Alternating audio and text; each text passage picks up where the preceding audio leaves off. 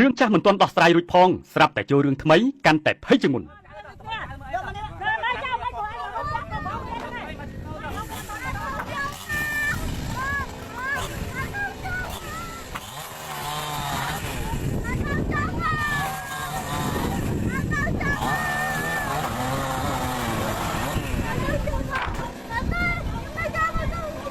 ចាប់តាំងពីថ្ងៃទី3ខែកញ្ញាឆ្នាំ2021មកមានបណ្ដាញព័ត៌មានជាច្រើននិងបណ្ដាញសង្គមបានចុះផ្សាយជាបន្តបន្ទាប់នូវសកម្មភាពរបស់អាជ្ញាធរខេត្តកោះកុងចុះអនុវត្តរដ្ឋបាលដោយសកម្មភាពកាប់បំផ្លាញដំណាំរុះរើផ្ទះស្នាក់នៅនិងរោងចាំចម្ការអស់ជាច្រើនកន្លែងស្ថិតនៅក្នុងភូមិចំឡងគោនិងភូមិចំការលើឃុំថ្មសស្រុកបូទុមសាគរខេត្តកោះកុងដែលស្មើនឹង4ចំណុចគឺចំណុចអូរយោរយ៉ាចំណុចខ្មោច4នាក់ចំណុចព្រែកគុលនិងចំណុចព្រែករាកសកម្មភាពនៃការចុះអនុវត្តនេះគឺដឹកនាំដោយលោកសុកសុធីអភិបាលរងនៃគណៈអភិបាលខេត្តកោះកុងដែលបានចូលរួមពីកម្លាំងចម្រុះខេត្តក៏ដូចជាស្រុកបូទុមសាគរនិងកម្លាំងជំនាញមន្ត្រីបរិស្ថានផងដែរការចុះអនុវត្តរុះរើផ្ទះរោងចាំចម្ការក៏ដូចជាការបំផ្លិចបំផ្លាញដំណាំនេះគឺយោងតាមលិខិតស្នើសុំលេខ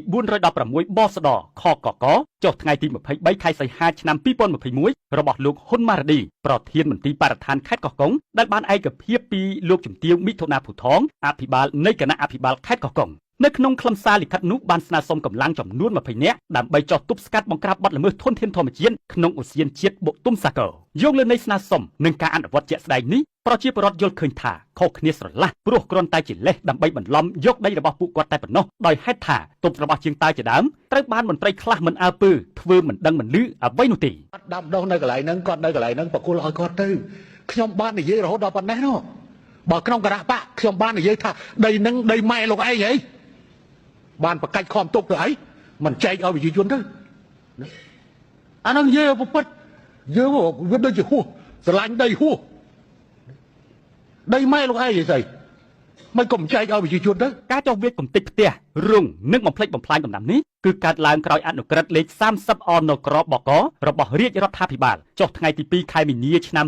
2021ចុះហត្ថលេខាដោយសម្ដេចតេជោនាយករដ្ឋមន្ត្រីដែលសម្រេចកាត់ជ្រៀលដីតំបន់អភិរក្សសរុប8ទីតាំងស្មើនឹងជាង120,000ហិកតាក្នុងនោះតំបន់ឧទ្យានជាតិបូទុមសាគរមានជាង30,000ហិកតាសម្រាប់ផ្ដល់ជូនប្រជាពលរដ្ឋដែលដាំដុះអាស្រ័យផលជាក់ស្ដែងនិងមួយផ្នែកទៀតទុកសម្រាប់រដ្ឋបាលខេត្តកោះកុងជាអ្នកគ្រប់គ្រងបើយោងតាមខ្លឹមសារនៃអនុក្រឹត្យនេះគឺត្រូវបានមន្ត្រីអ្នកមានអំណាចខ្លះចាត់ទុកជាសាច់ជ្រូក3ជាន់ដែលអាចមានឱកាសបន្លំស៊ីបានគ្រប់ពេលព្រោះក្រុមហ៊ុនក្នុងស្រុកមួយកំពុងត្រូវការដីប្រហែល10,000ហិកតាដើម្បីធ្វើការវិនិយោគបើយើងរំលឹករឿងចាស់សម័យលោកអនភិរៈជាអតីតអភិបាលរងខេត្តទទួលបន្ទុកដីធ្លីមុនលោកសុកសុធីគឺមានករណីស៊ីដីព្រះរាជក្រឹត្យរបស់ប្រជាពលរដ្ឋអស់រាប់រយគ្រួសារហើយបន្សល់ទុកការឈឺចាប់រៀបរាប់មិនអស់រហូតមកដល់សប្តាហ៍នេះមិនទាន់ដោះស្រាយរួចនៅឡើយនោះទេបទចម្រៀងចំនួនចាស់ថាខេត្តកោះកុងអន្លង់ស្នេហ៍កម្មតែបរិបត្តិថ្មីរឿងដីធ្លីសូមកុំឲ្យខេត្តកោះកុងក្លាយជាអន្លង់ទឹកភ្នែករបស់ប្រជាពលរដ្ឋដែលរងភាពអយុត្តិធម៌ទៀតឯងតែដីកោះកុងអន្លង់ស្នេហ៍កម្ម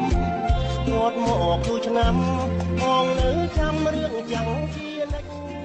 លោកសុកសុធីធ្លាប់មានប្រសាសន៍ក្រោយលោកបានក្លាយជាអភិបាលរងខេត្តទទួលបន្ទុកដីធ្លីថាលោកនឹងផ្ដល់ស្នាមញញឹមសម្រាប់ប្រជាពលរដ្ឋខេត្តកោះកុងប៉ុន្តែជាក់ស្ដែងស្នាមញញឹមរបស់ប្រជាពលរដ្ឋដែលលោកសុកសុធីផ្ដល់ឲ្យនៅពេលនេះគឺស្នាមញញឹមស្ងួតដែលបង្កប់លាក់រឿងមិនសប្បាយចិត្តរយលានអត្តន័យចាក់ស្រេះនៅក្នុងដើមទ្រូងនៃក្រអៅបេះដូងរបស់ពួកគាត់ទៅវិញប្រជាពលរដ្ឋខ្លះលើកឡើងថាតាំងពីលោកសុកសុធីកាន់តំណែងជំនួសលោកអនភិរៈមកមិនដឹងដោះស្រាយបានអ្វីខ្លះផងទេនិងមានតែរឿងដីធ្លីកើតឡើងច្រើនឡើងដោះមួយអាកន្លែងដីបាន3ហាត់ហ្នឹង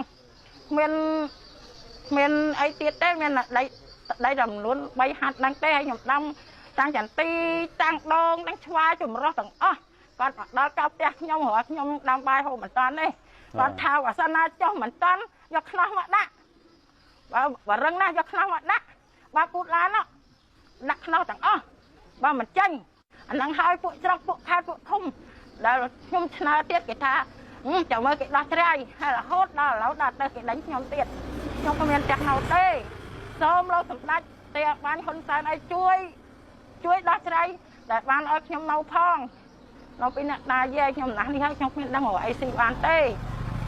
បាទខ្ញុំសូមសំណូមពរដល់ថ្នាក់ដឹកនាំនឹងសម្ដេចចេតនាទាបាញ់ជួយប្រជាពលរដ្ឋផងព្រោះប្រជាពលរដ្ឋនៅភូមិហសនេះវាភូមិចម្លងគោស្រុកបទុមសាគរខេត្តកោះកុងផ្ទាល់នឹង